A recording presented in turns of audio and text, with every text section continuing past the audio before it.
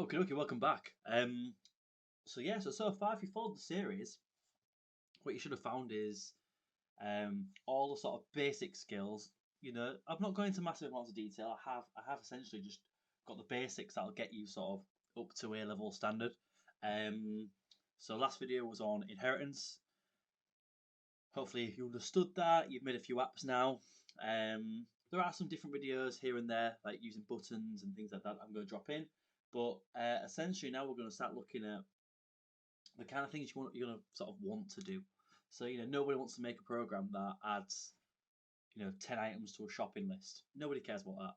It's good for practice. I definitely recommend you do it. But is it fun? Not really. So what we're going to look at now is doing some graphical things. Now, there are much better YouTube channels than mine. Coding Train is a very good one. Now, I shouldn't probably plug somebody else's YouTube, but he is really good. Daniel Schiffman is called. He's a university professor, as far as I'm aware. There's a lot of development. So by all means, go look at his videos. As I said, I'm going to sort of tailor it to sort of what I teach in my college and the kind of things that I do, and yeah, those kind of bits. So we're going to get into the basics now of using graphics. So I'm just going to create a new replit once I find my mouse, and I'm going to search for, instead of HTML, CSS, and JavaScript, I'm going to search for p5, p5.js, and obviously give it a name and create. Now what you're going to see is something a little bit different, because it opens up the script, there's some code already in there, and we've got this little thing here. Okay, that's just what this code's doing. So what I'm going to do, I'm going to get rid of all this stuff. Don't need any of this stuff. We'll keep that, we'll get rid of that. So this is always your basic setup for when you're doing your programs, essentially. Yeah, I don't know why I'm taking so long to say it. So yeah, so this is p5.js, which is a graphics library that uses the canvas, which is the HTML sort of feature, and essentially it's for creating graphics in JavaScript. Now, the reason why I introduced this to my students from about January, so usually a few months in, we get through all this sort of basic content and then we give it a bit of a start onto the graphical stuff, is that when you do your projects, this will be for OCR though, not, well, actually, I'm not lying to you. I was going to say I'm lying to you, you can't do it as AQA. If you're doing AQA, you can 100% use this in your projects. What I'll say is that AQA exam board compared to OCR don't seem to like games as much because they want so much technical ability in their programs, whereas OCR is a little bit more lenient. They just want a good project rather than one that has shoehorned in skills. So let's start doing something. Okay, so we're going to look at the basics, just drawing things on the screen. So if I run this, it'll be a nice blank screen, and I have this thing here called background. Okay, and create canvas. So create canvas is a nice little procedure that I can set how big I want my canvas. So I could have it 100 by 100 if I wanted to. So 100 pixels by 100 pixels. I'll set it to black and drop my mouse at the same time, and you should be able to see a nice little canvas there in a minute. Should pop up a little black square like that. Nothing special. I could change that if I wanted to 200. It'd be like a grey colour. I will explain every single little part when it loads. So, create canvas can be as big as you want it to be.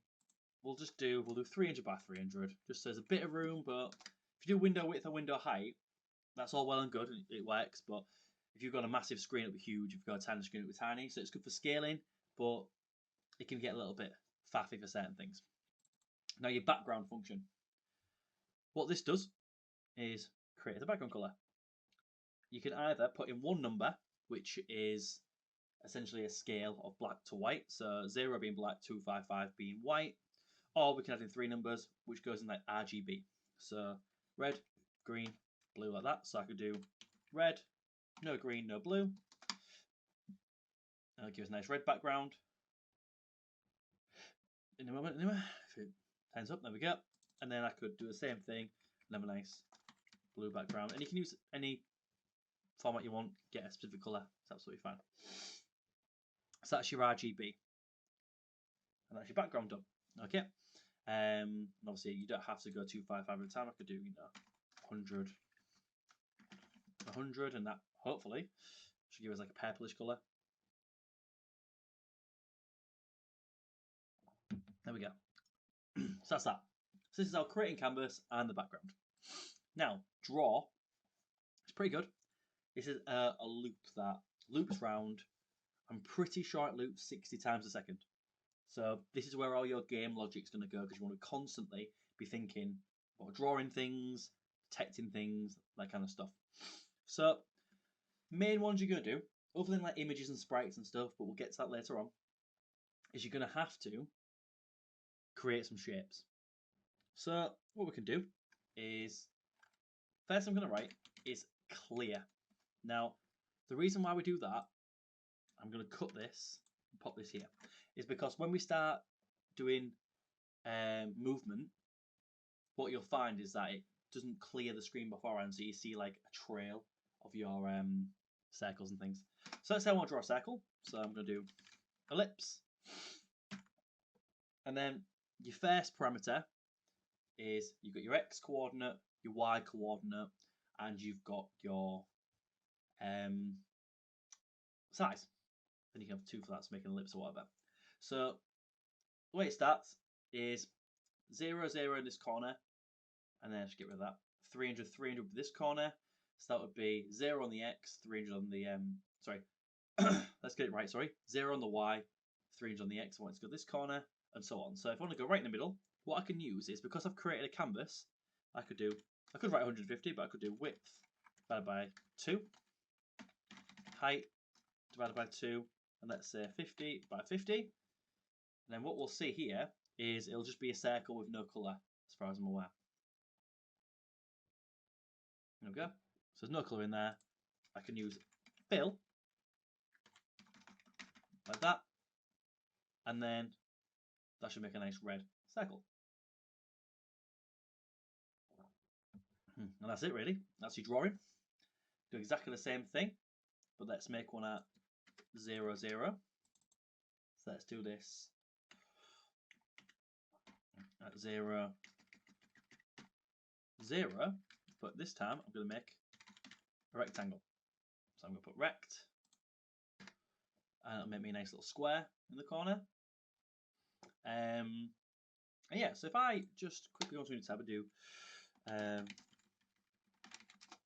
go to p5.js references, fingers crossed we found the whole thing. So if we go onto a reference here, it'll just load in a second, and what you'll find, you've got all these different things. So what this website does is it tells us what we can have essentially. So I mean, there's a lot of stuff here, loads of stuff, and that's not even looking at the gamey stuff. But let's just go simple. So I've got ellipse, circle, line, rect, triangle, and then various attributes. So what I might want to do is take a stroke off. So I think you stroke weight as well. So stroke weight. So what I could do is do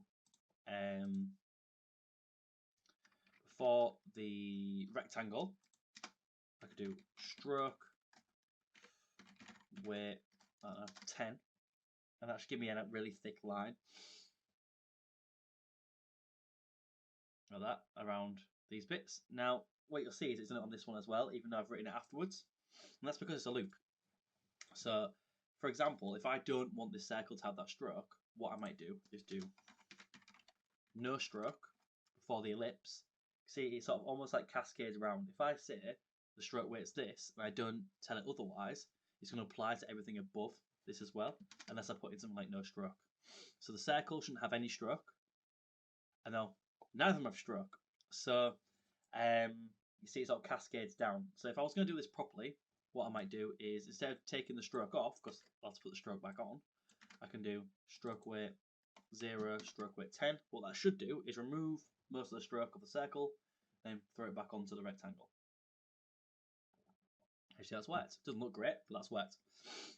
So that's your basics of like drawing shapes. So what you should do now is go ahead and just start doing some graphics. You know, I've got a few shorts coming out, and if you visit my TikTok as well, I'll put a link to my TikTok in the description actually. There's a few stupid little like ball generators, DVD logos, generative art, those kind of things that I've just thrown together really. Just sort of practice graphics. I do want to make some more. So yeah, so I've got that. Draw a house, draw a car, draw a train.